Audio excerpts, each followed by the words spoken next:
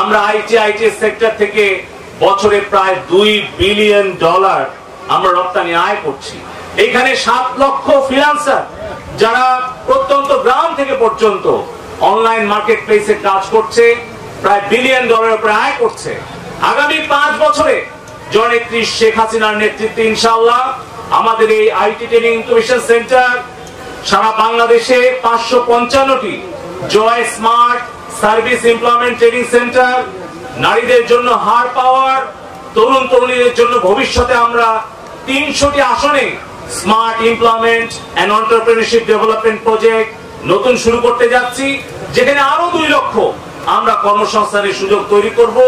সব মিলিয়ে আগামী 5 বছরে ইনশাআল্লাহ আইটি সেক্টর থেকে আমরা $5 বিলিয়ন রপ্তানি আয়ের লক্ষ্যমাত্রা ইনশাআল্লাহ আমরা অর্জন করব।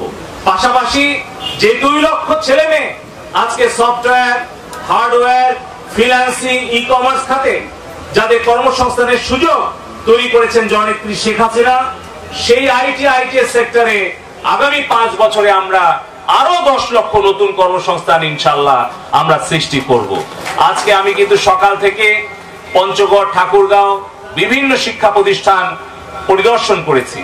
আপনাদের কাছে অনুরোধ, আমরা সারা বাংলাদেশে পাবলিক, প্রাইভেট এন্ড মিডিয়া পার্টনারশিপের ভিত্তিতে একটি স্বচ্ছ, জবাবদিহিতামূলক, জ্ঞান ভিত্তিক আমরা স্মার্ট বাংলাদেশ গড়ে তুলতে চাই। এবং আপনারা দোয়া করবেন মাননীয় প্রধানমন্ত্রী শেখ হাসিনার জন্য, যেন মহান আল্লাহ পাক তাকে সুস্থ দেহে দীর্ঘায়ু দান করেন।